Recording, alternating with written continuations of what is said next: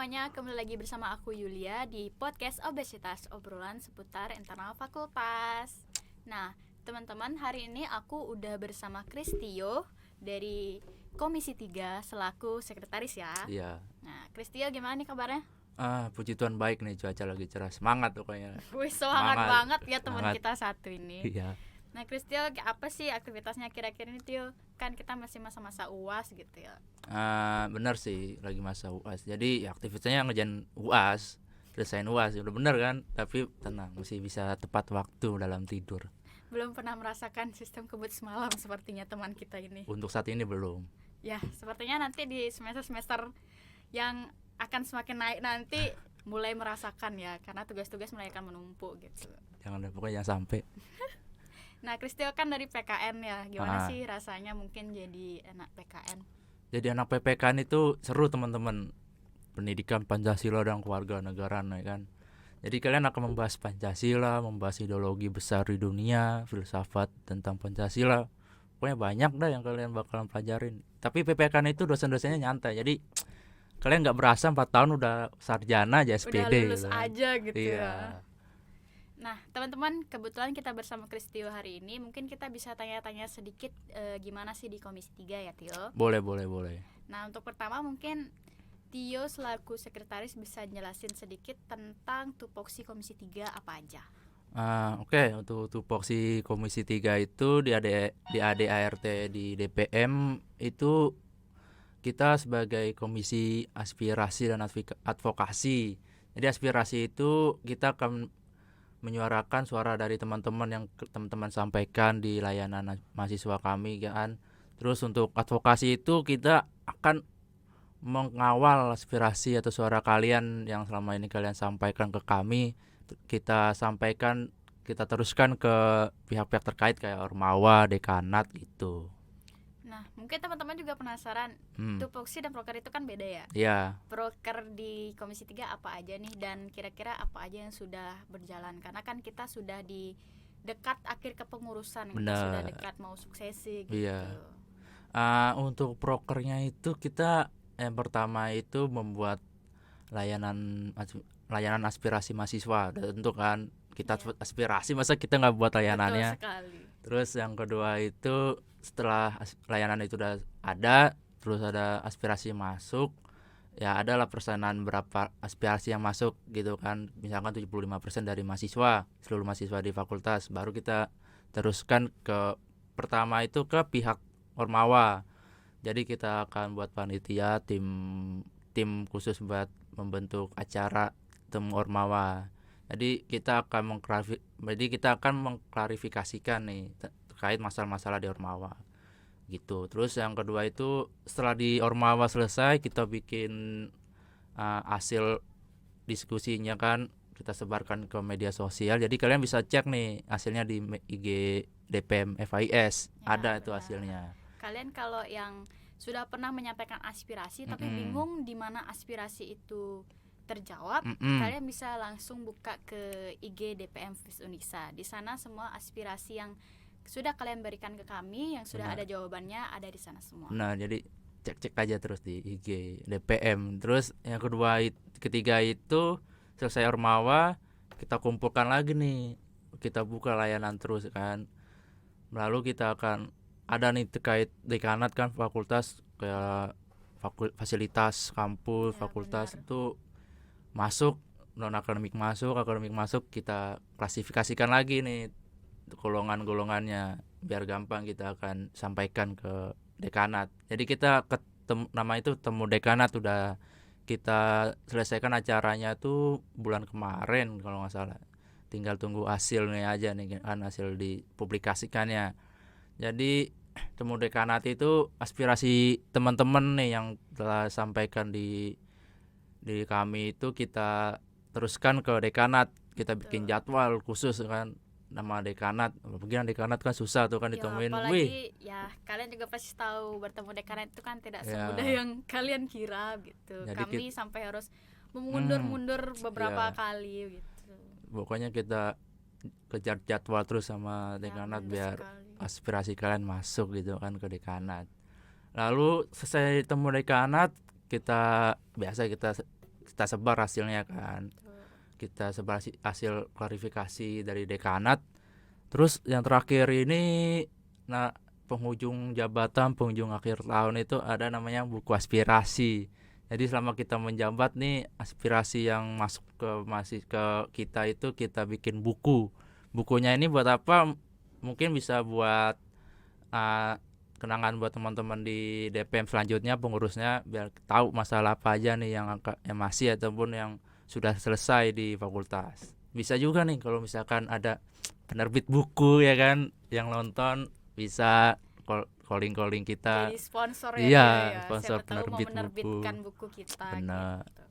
Nah, apakah buku ini sudah dirancang Tio, dan kira-kira target untuk menyelesaikan buku ini kapan nih? Untuk buku aspirasi itu udah kita rancang, masih dalam perjalanan lah kan. Kebetulan lagi macet di Gilimanuk, lagi macet. Jadi langsung kare lah, Januari selesai. Ya kalau bisa sebelum kita suksesi ya Tio ya, supaya tidak ada beban lagi. Benar. Nah Tio ini kan selaku sekretaris Komisi 3 ya. Menurut Tio, apa aja sih kendala yang dialami Komisi 3 selama menjalani program kerja dan tupoksinya? Untuk selama ini jadi sekretaris Komisi 3 tuh lumayan lah kan. Kita pantengin Microsoft Word terus, pantengin spreadsheet-nya dari layanan itu. Pokoknya kerja keras ya kan demi kalian nih, anjay. Mari kita beri tepuk tangan dulu untuk Komisi 3 teman-teman. Kerja kerasnya mantengin Microsoft Word dan Excel. Bener. Terus ya. Ngejar-ngejar Ormawa, ngejar-ngejar dekanat tuh lumayan buat ngawal aspirasi kalian. Benar. Effortnya luar biasa ya teman-teman. Lebih ngalahin effort buat inin cewek. Pokoknya jiwa-jiwa sosialnya tuh tinggi nih. Nah Tio, seperti yang Tio tahu nih, fakultas kita kan banyak orangnya, banyak mahasiswanya. Iya. Gimana cara Komisi 3 tuh nampung banyaknya aspirasi mahasiswa FIS gitu? Iya. Komisi 3 ini ada 5 orang anggota. Jadi kita bagi job desk tentunya kan. Ada yang buat ketua komisi udah tentu koordinator. Saya sebagai sekretaris yang buat laporan, surat-surat ya kan. Bukan surat cinta nih. Saya surat buat dekanat dan lain-lain.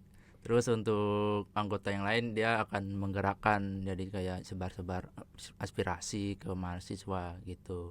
Kita juga kerjasama tentunya dengan komisi lain kan, nggak mungkin kita kerja sendiri kan. Komisi 1, apa aja gitu? Komisi 1, Komisi 2, Komisi 4 hampir semuanya lah kita. Semuanya ya kita kerjasama ya untuk aspirasi ini. Benar. Bahkan termasuk inti juga ya ikut mengawal dan memperhatikan kinerja kita. Itu sudah termasuk ikut berpartisipasi gitu.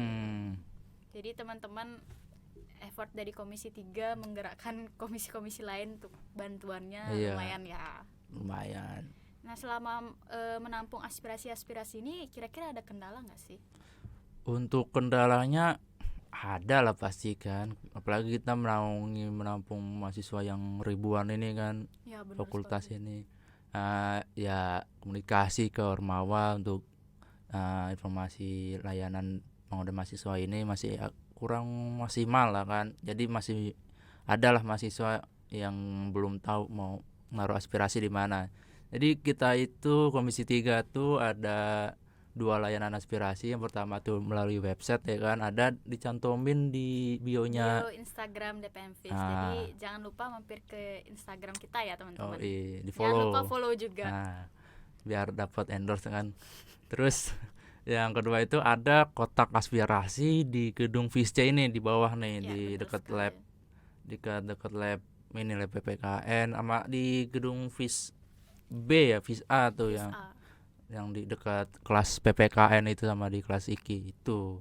Jadi kalian bisa apabila ada tiba-tiba kepikiran nih mau ngaduin apa nih tapi nggak ada kuota kan, apalagi wifi fakultas lagi jelek, kalian bisa sobek kertas terus kalian sampaikan, masukin di kotak aspirasi gitu. Bisa secara manual manual. Kita kembali ke zaman dahulu, menulis surat ya kan, jangan bisanya menulis surat cinta aja kan.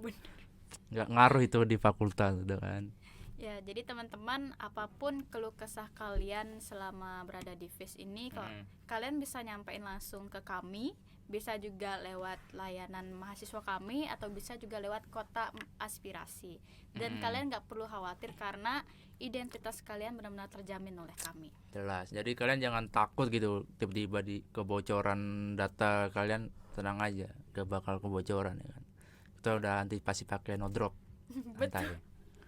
Dan kalau semisal pun ada identitas yang bocor, kami siap bertanggung jawab atas itu. Benar kan, Tio? Benar banget nih. Nah, Tio, ternyata udah hampir semua pertanyaan poin penting yang aku tanyain dan sudah dijawab langsung secara rinci oleh Kristio. Udah selesai nih. Udah cepet selesai. kali nih tuh. Mau nambah lagi? Jangan dah. Sebenarnya masih ada satu. Apa tuh? Tapi ini bukan pertanyaan. Apa tuh? Aku cuma mau tahu, mungkin teman-teman juga mau tahu gimana sih pesan dan kesan selama ada di Komisi 3. Kesan dan pesan di Komisi 3 itu terutama di Komisi 3 aspirasi advokasi ini cukup lumayan seru. Jadi kita tahu nih keadaan fakultas, politiknya, terus fasilitasnya kita tahu nih. Terus kita juga tahu gimana menyampaikan suara kalian dengan baik gitu, dengan diskusi santai sama dosen sama ormawa. Terus untuk pesan-pesan buat kalian nih mahasiswa Fakultas Hukum dan Ilmu Sosial, kita masih selalu membuka layanan pengaduan mahasiswa sampai DPM ini misalkan dibubarkan kan, pokoknya sampai selama belum dibubarkan layanannya masih ada gitu kan. Sungkare awet sih, karena kan kita DPM ini tugasnya lumayan ya kan. Ya, untuk mengawal kita bersama mahasiswa gitu. Karena kita juga sebagai mahasiswa. Benar, kita juga menaungi mengawasi ormawa juga. Benar. Terus kalian ada keluh kesah tentang akademik di fakultas, kita sampaikan juga ke dekanat. Benar. Jadi kalian jangan khawatir untuk menyampaikan suara-suara kalian ya kan. Itu tadi ada 2 itu kan layanannya di manual sama di website gitu. Tenang. Jadi kalian nggak usah takut gitu. Sampaikan saja apapun dan sekecil apapun masalah kalian di fakultas, kalian bisa sampaikan ke kami. Apalagi masalah-masalah serius kan yang lagi viral-viralnya betul tuh. Banget. Jadi jangan khawatir gitu kan. Dekanat juga kita fakultas terbuka terkait masalah-masalah tersebut. Tenang. Kritik ada untuk membangun kita yang lebih baik, bukan? Benar, untuk FIS masa depan yang lebih baik ya kan. Lebih Siapa tahu kan kalian cerah. membutuhkan gedung baru. Bisa tuh disampaikan? kan. Iya. Nah, terkait bagaimana ke depannya, Iya. Astungkare ada jalan. Iya, Astungkare paling ke Denpasar ngungsi kan kalau misalkan gedung baru. Bisa sih, biar ada suasana baru kita di Denpasar gitu. Ya kan? Tapi Denpasar mahal, jangan dah Singaraja aja. Kalau bisa. Murah. Nasi kuning 7.000 ada. 5.000 nego bisa. Nah, teman-teman, itu aja mungkin dari podcast kita hari ini. Dan Kristio, terima kasih udah bersedia hadir di podcast hari ini. Sama-sama Kak Yulian. Seru banget nih ya pembahasannya nih. Ya bener sih, lumayan santai banget ya kita gitu. Nggak ada kopi ya. Ya kurang kopi nih. Seharusnya kita bawa kopi hari ini. Benar. Oke teman-teman, mungkin segitu dulu dari podcast kita hari ini. Tio, terima kasih ya karena sudah datang. Sama-sama Kak Yulia. Mungkin mau ada part 2-nya. Hidup mahasiswanya? Nggak ada? Boleh. Ya, Tio mungkin bisa mimpin. Hidup mahasiswa. Hidup rakyat Indonesia. Kok gitu sih? Sama-sama. Sama-sama ulang. Ya udah ulang. Ayo. 1, 2, 3. Hidup mahasiswa, hidup rakyat Indonesia. Hore. Teman-teman, aku Yulia pamit undur diri. Sampai ketemu di podcast berikutnya. Dadah. Part 2.